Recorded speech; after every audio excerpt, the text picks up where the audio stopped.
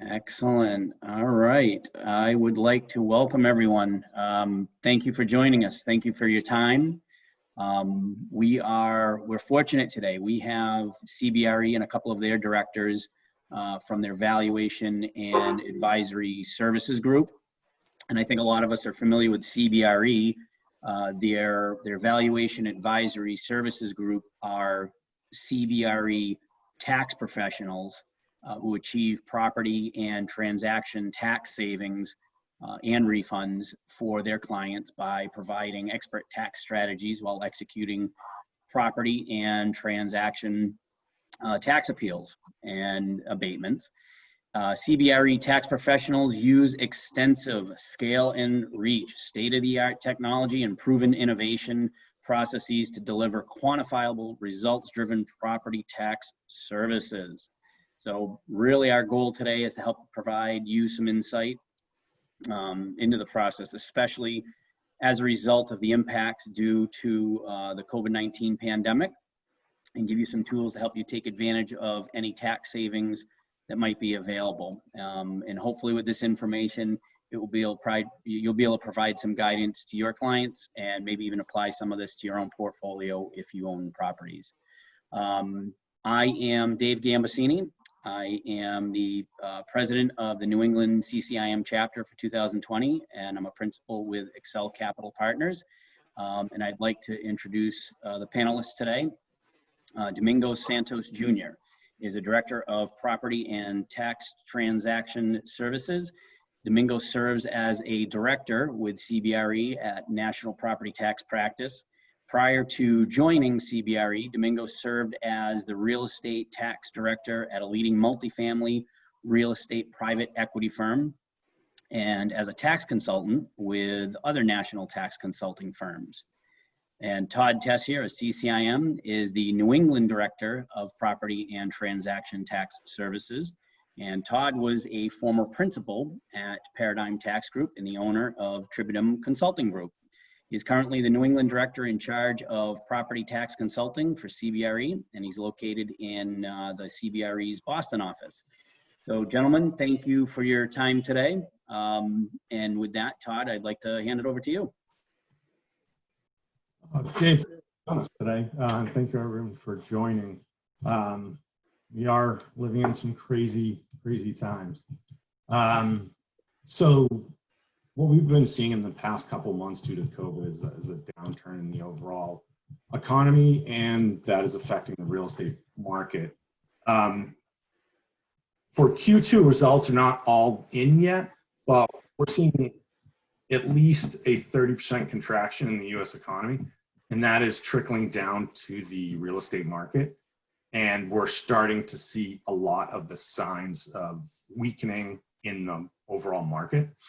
Some sectors were hit harder than others. Hotel and retail took the brunt of it, especially the restaurant sector of the retail.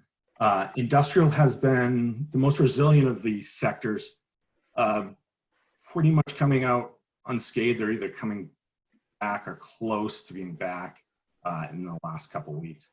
And followed by the industrial sector, the self-storage and apartment sector and office sectors are one of the top sectors that are coming out of this. Hotels have started to rebound. We're seeing the hotel sector bottomed out in May with a 10% occupancy rate, and we've seen it rebound up to about 40% occupancy in the last couple of weeks.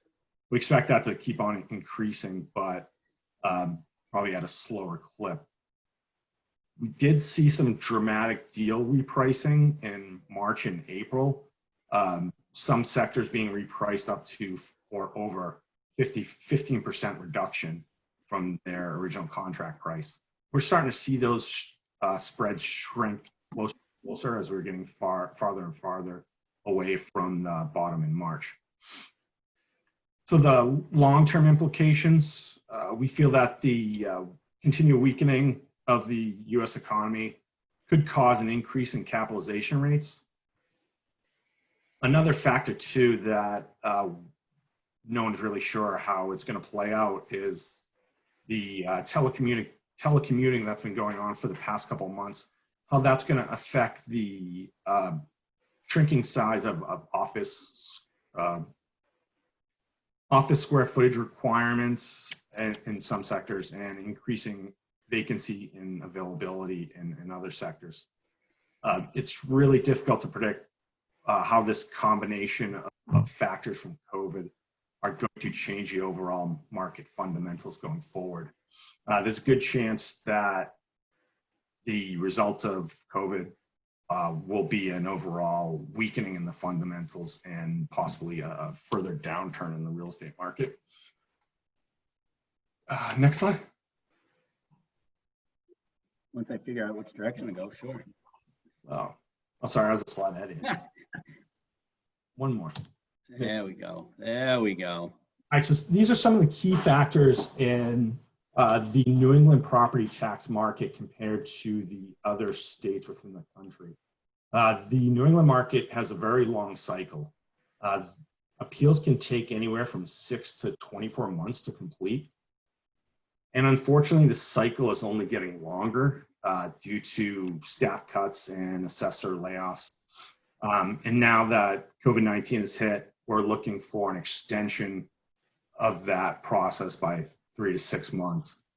Now, another key differentiator in the New England market is that we are on a town and city-based system where the majority of the states in the country are at a county-based system.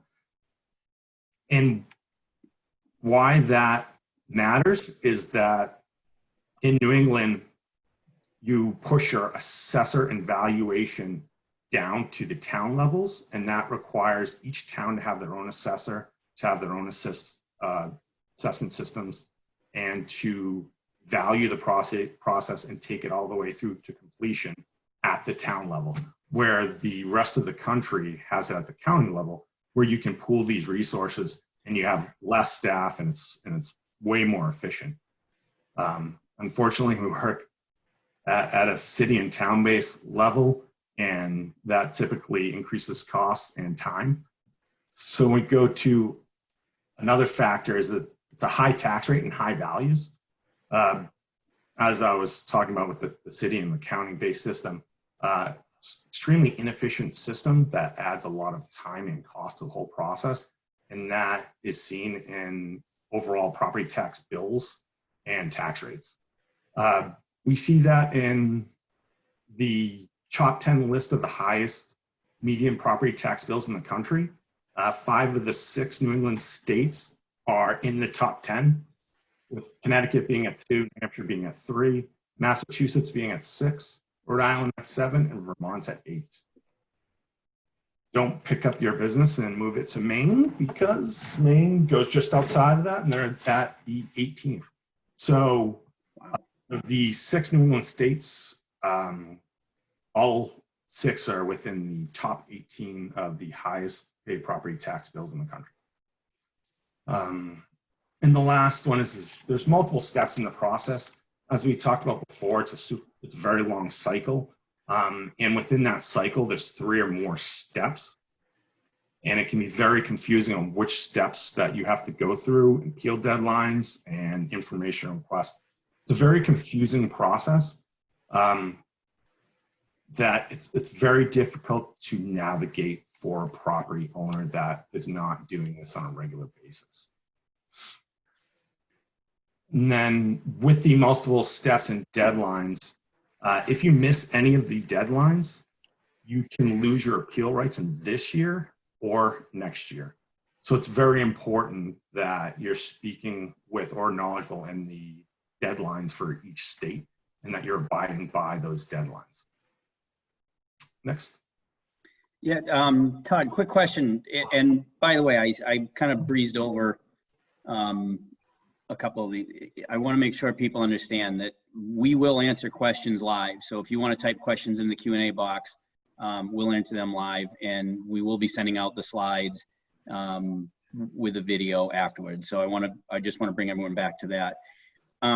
Just quick, I might be jumping around a little bit, Todd, but with with the different property asset types, is there any one asset that's getting hit? I understand in terms of what we've seen for hotel and retail and what we see from the landlord side of things and tenants. Is there any impact to that with the asset type for taxes? So some of the states within New England have what we call a split tax roll. So it's a lower tax rate for residential properties compared to classified commercial properties. In some states, that residential classification also picks up multifamily. So compared to all of the commercial assets as a whole, multifamily is typically a smaller property tax bill. So if you go for your reduction in a multifamily property, it's going to be a little bit smaller than what you get in a property. But asset classes that are getting hit the hardest right now, we would say hotels. Anything with a very short lease time frame are getting hit hardest right now and the fastest. But those are the ones that typically exit the downturns the fastest too. So yeah, I'd say if we're going to focus on one asset class, it would definitely be hotels, and then retail too. We've been seeing significant downturns in the retail market, especially with the tertiary properties. It seems like they are getting hit the hardest. The CBD retail centers are doing fairly well. Yeah, it's kind of.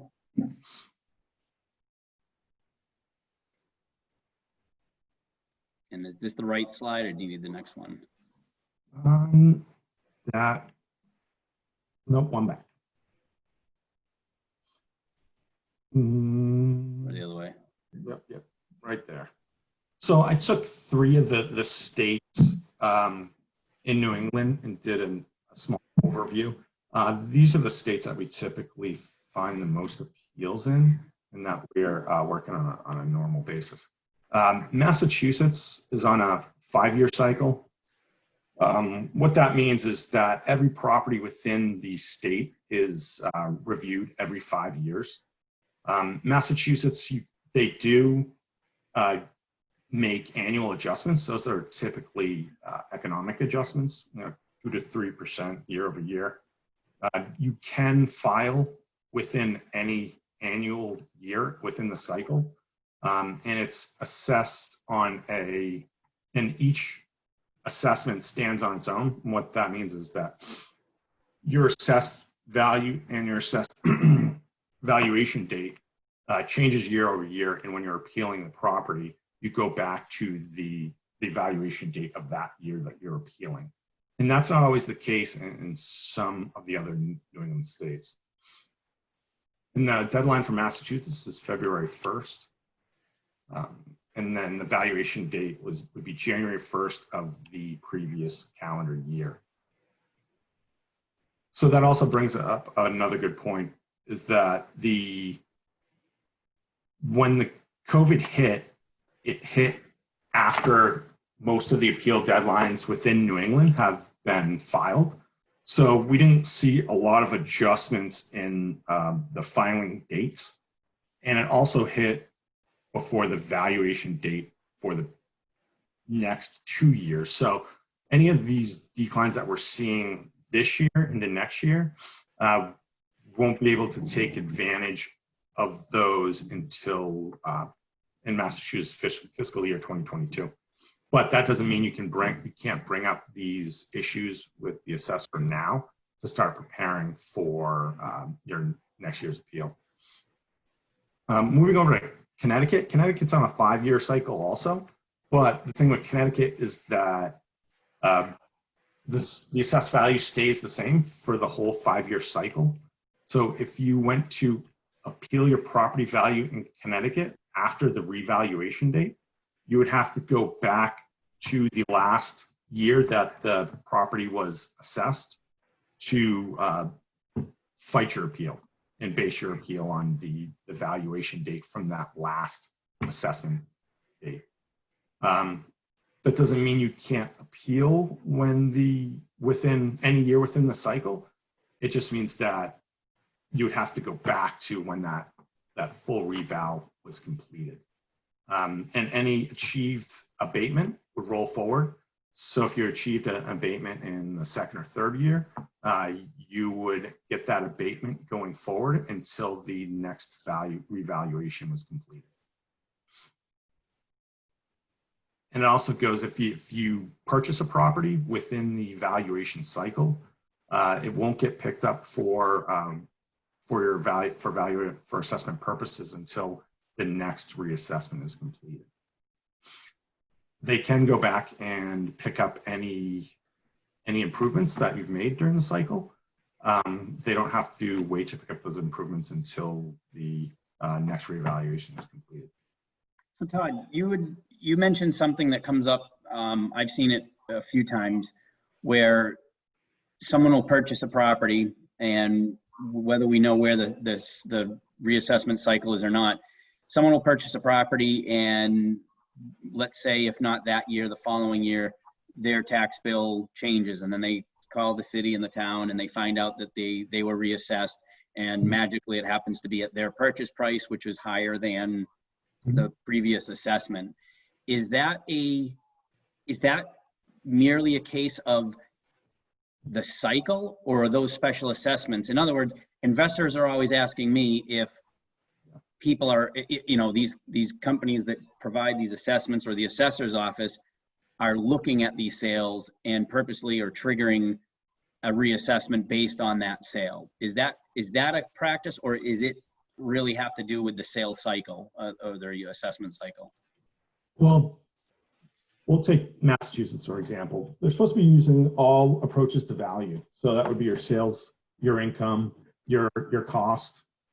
And in Massachusetts, there's an equitable argument that you should be assessed at the same rate as the same competitive property within your submarket. So with your sales question, no, it happens all the time. Assessors will go and bring it up or very, very close to the sales price. And it might be very jarring because some of these properties haven't been reassessed in a long time and they don't really reflect market. But then when the assessor sees the sale, there is a chance that they will try to chase the sale and go after the sales price. They shouldn't. They should be looking at all the properties within their submarket or municipality and increasing them at the same level as they're increasing your property. So there is an argument. There could be an argument if that same scenario plays out. You'd have to review it on a case-by-case basis, but no, we would definitely review that transaction and that new assessment for a possible appeal. You see it happen more than you would think. Yeah. And it's also the case if you have a property that is doing really well and you have it 100% occupied and above market, your typical owner would look at that and say, well, I'm doing great. Why would I go and fight my assessment? They might come in and they might raise it because my property is doing so well. Well, the state of Massachusetts goes off a fee simple approach. So we would have to apply market conditions to your property to get its assessed value. So if your property is doing great, 100%, great lease rates, and it's located in a subpar market that is seeing a downturn, there might be a chance that you can get an abatement because the rent and the occupancy that you're getting does not reflect the market. So that would be a perfect case to come in and take a look at it and do a fee simple approach on your property and see where that value is coming in or where it should be coming in on an assessment basis. Got it.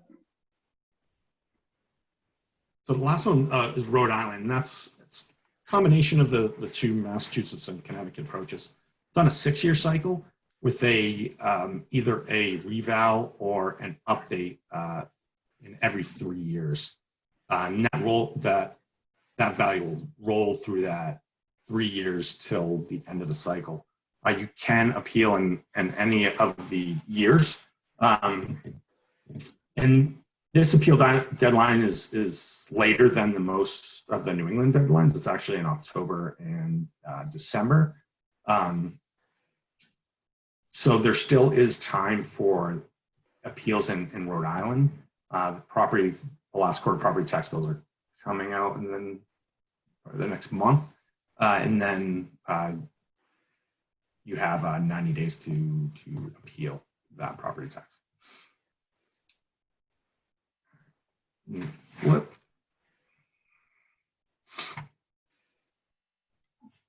If you can go to the next slide. All right, so here's some of the municipalities that are revaluing next year. So a big one in Massachusetts, obviously Boston. They were supposed to revalue last year, but they pushed it to this year. So that is one to pay attention to. Acton, Brockton, Canton.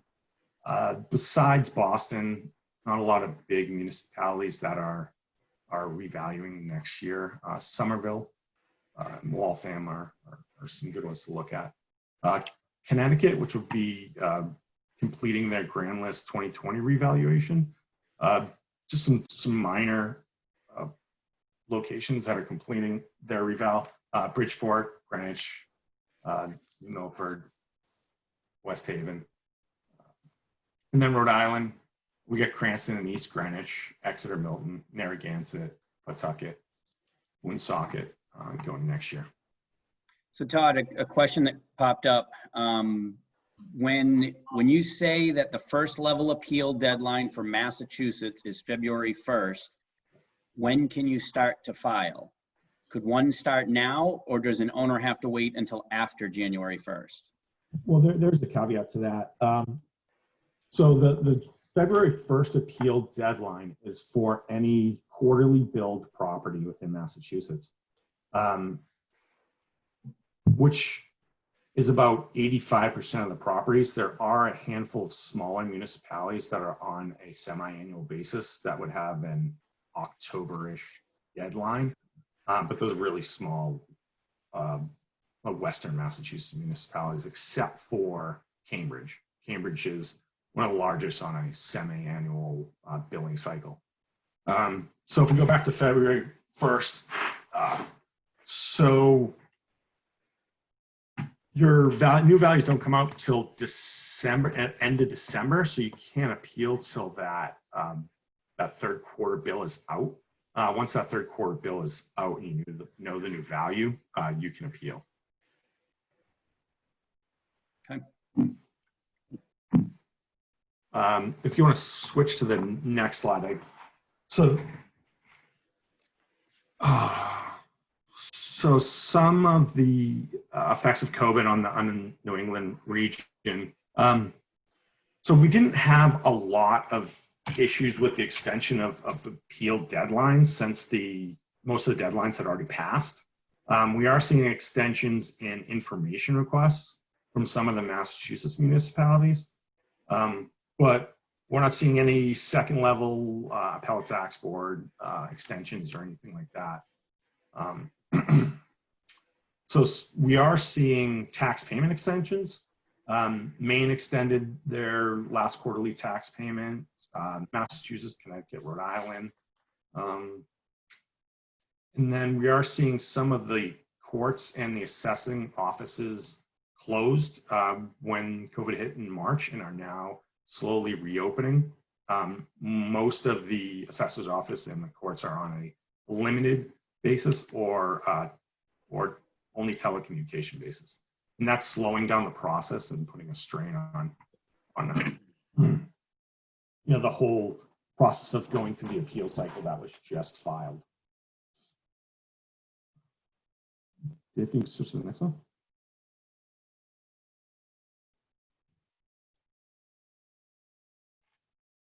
All right. So this kind of goes along with the question that was previously asked.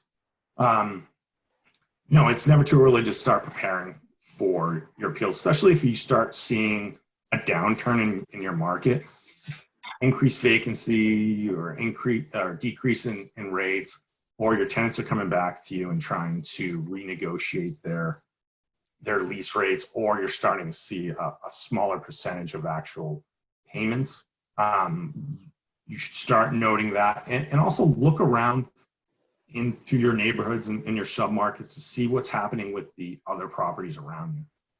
If you're starting to see more and more vacancies or dark days, more for lease signs, note that down and make a mental note, and you can use that when you file an appeal,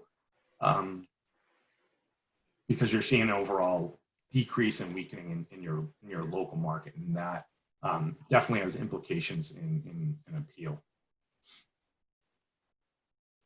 Todd, another question that came in, how long would the negative impacts of an event like COVID-19 have to last in order to have an effect on property valuations and make it worthwhile for a property owner to file for an abatement? So that's a state-by-state case. I'll take Massachusetts as an example. So fiscal year 2022 will use a January 21st valuation date. And that will take into account the property's performance during 2020. So when you're starting to get ready for that appeal season, then you would go look back on everything that happened in 2020, and obviously COVID would be involved in that. But that doesn't mean that next year in Massachusetts, or this upcoming appeal season, you can't use that information to start building your case with the assessor.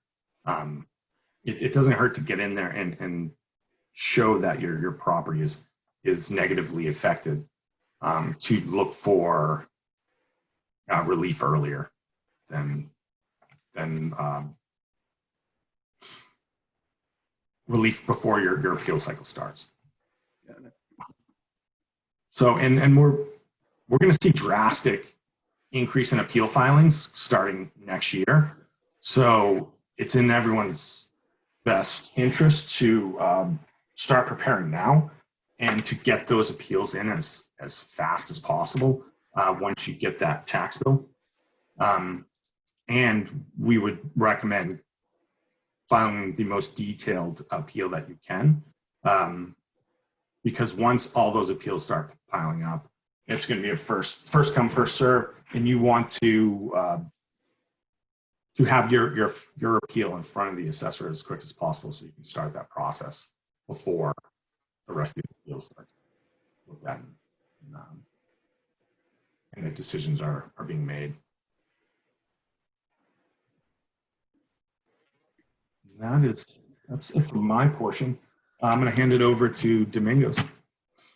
Thank you, Todd, and thank you, Dave and CCIM New England for hosting us today. I'll be talking about national disaster claims. It certainly is kind of fun to be talking to a New England crowd. I was born in Boston, raised in Boston, educated there as well, but moved out to Arizona for sunnier weather. So on the national stage, and this is going to dovetail some of the things that Todd talked about, we look at disaster claims, which are statutorily based claims that are a complement to normal property tax appeals that allow property owners to make a claim for economic damage resulting from coronavirus. And the reason why we are telling taxpayers about this year is that, as Todd noted, most jurisdictions are not going to consider coronavirus this year because the impacts in the United States began after the January 1st date of value. That is effective in most jurisdictions. So one of the questions that a lot of people have about these disaster claims is, it's a separate statutory basis. It's a complement to annual property tax appeals, but when does it really apply to my property? And what we've been recommending clients to focus on is anchoring any damage that they would claim through these statutory avenues from government mandated restrictions. So for example, lost revenue attributed to a stay-at-home order, limitations on business operations. A classic example that comes to mind is gyms. So in Arizona, for example, gyms were closed for almost 2 months here, and it's highly unlikely that they were paying rent during that time. Next slide.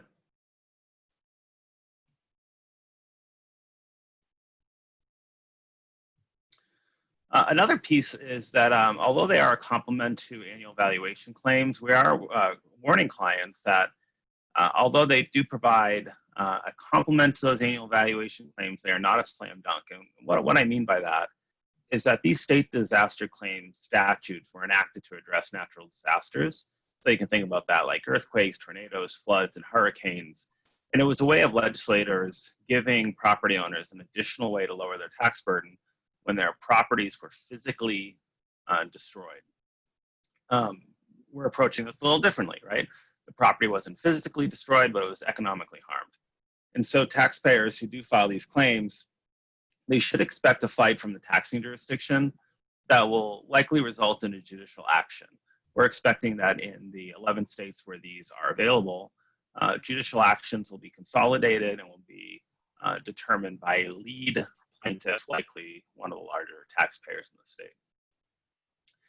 And the other thing to keep in mind here is that deadlines vary. So deadlines vary from state to state. Some of them are tied to the date of the disaster, which in the case of your state would be the date the governor declared a state of emergency or a disaster declaration.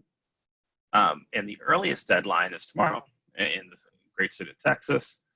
Texas is battling through a resurgence of coronavirus now, so we hope that they can go through that with the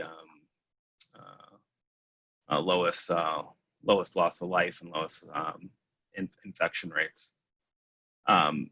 Support evidence for these claims, as I note here, are the state and local disaster declarations. It's important to preserve those. A narrative of property level impact. Todd touched upon that a little bit. And what that's going towards is, you know, when your tenant is coming to you and saying, hey, I need a reduction in rent, I need some type of abatement in rent, understanding exactly why. Is that a reduction in foot traffic? Is that the unavailability of government subsidies through the PPP loans, these types of things? Supporting financial information. And then this is what we do, which is evaluation analysis, quantifying the value impairment. We're quantifying that value impairment in 3 ways that I'll highlight. One is economic obsolescence, so that is the financial impact from the market fear that was generated because of coronavirus. Higher capitalization rates that we're seeing as investors are seeking a higher yield for certain asset classes like retail and hotels. And then lastly, one that not a lot of folks are talking about is functional obsolescence. There are some property types that simply just won't be able to operate in the same manner that they operated pre-COVID, and that certainly will impact their value. A great example of that is restaurant capacity. So to the extent that restaurants and market participants were deriving rent numbers based upon revenue to the restaurant, and the revenue of the restaurant is based upon tables. Well, if your table size goes down, so does your rent, so does your value. Next slide. Here are the states where you have those disaster relief claim provisions. California, Idaho, Illinois, Minnesota, Mississippi, Montana, Nebraska, Texas, Utah, Virginia, and Washington. Ran through those quickly because we don't have any in the New England area. Don't fear, because I do think that as legislators attempt to grapple not only with the economic harm that was suffered during the period that we were addressing coronavirus, and certainly we're still in that, but then also the economic fallout after that, keep your ears to the ground for legislative programs that may provide some type of property tax relief.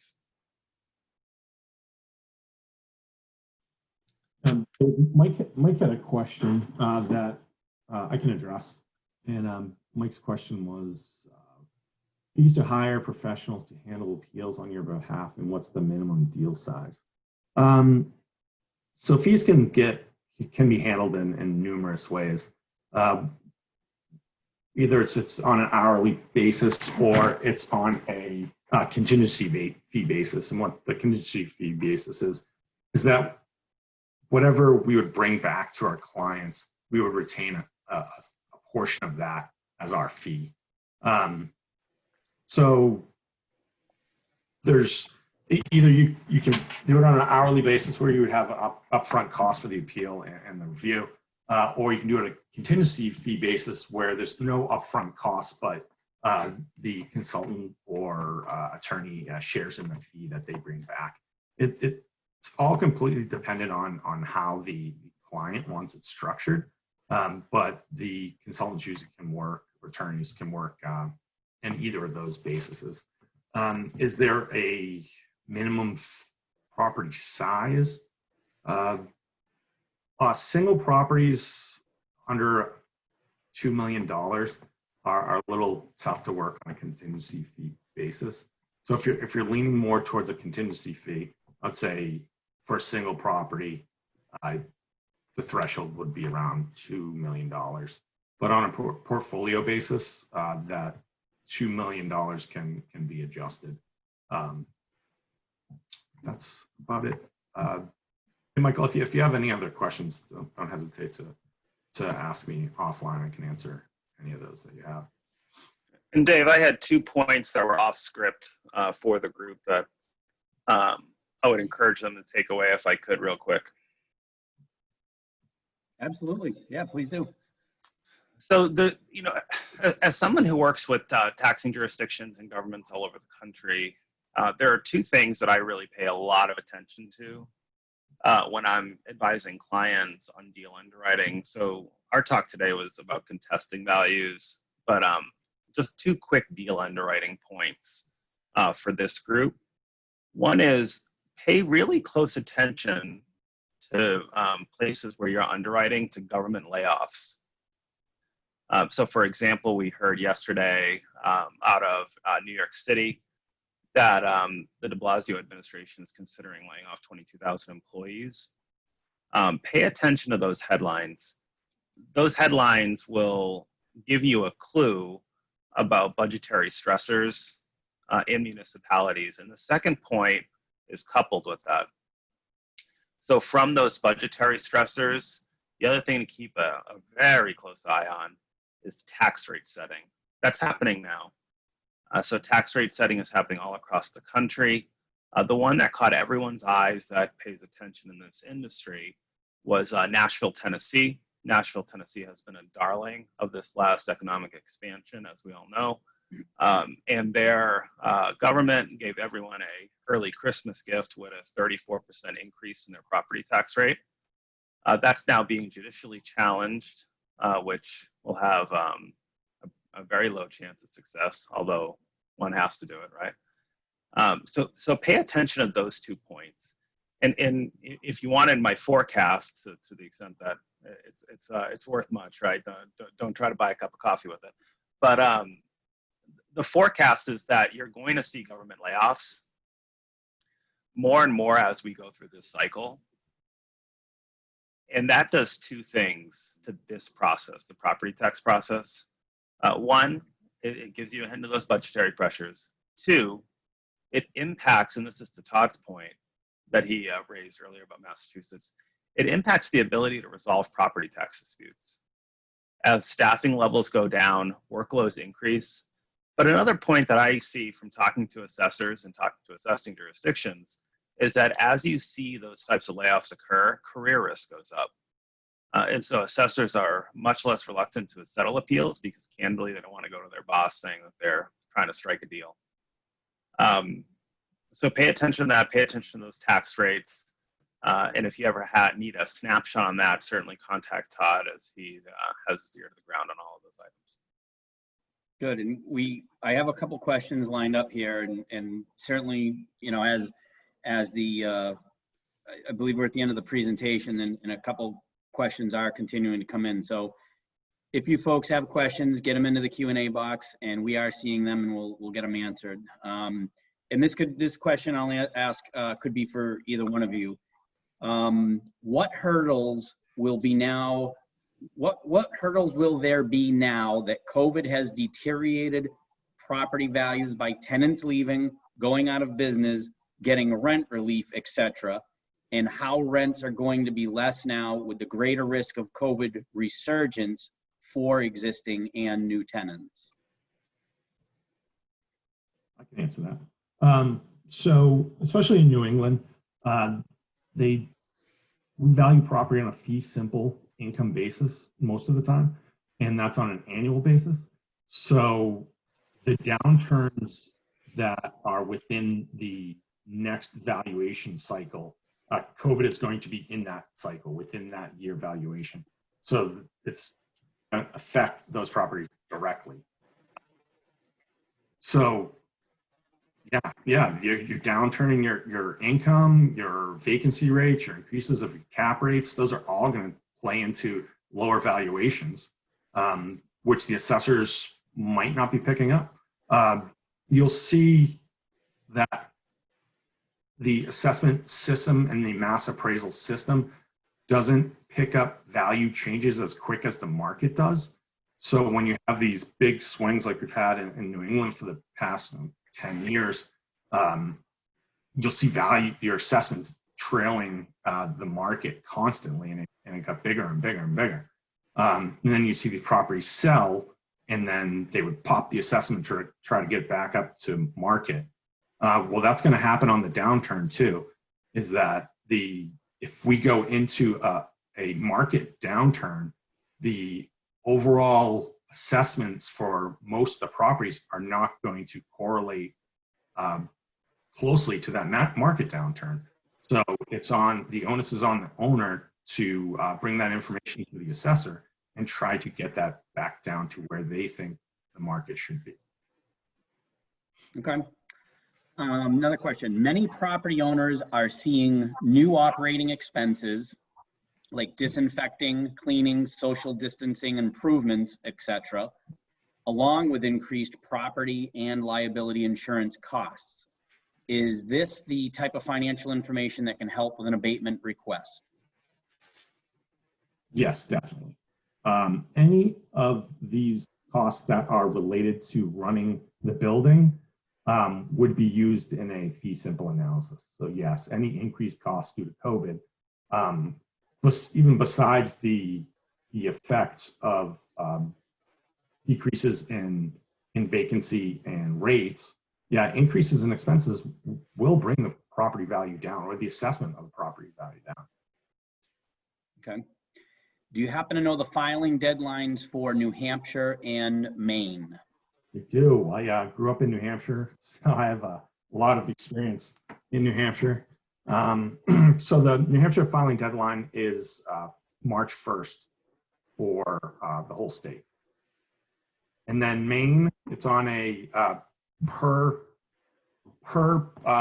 town basis, but there's a pretty big spread of 180 days that you can file on. So if you have a town in mind, I would just go to their assessor's website and see when the tax roll was submitted. And then you have 180 days from that point to file your appeal. But is that Maine is a very difficult state to achieve appeals in. The process is slanted heavily towards the municipalities. And if you want to have or state a value opinion in Maine, you must be an appraiser. So just keep that in mind, owner or an appraiser. So just keep that in mind when you're talking to the assessors and you don't own the property.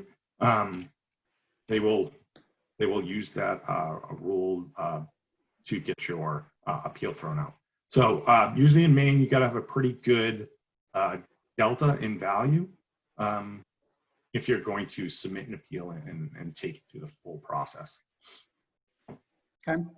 Are there particular municipalities that have been found to be easier or more difficult on tax appeal filings?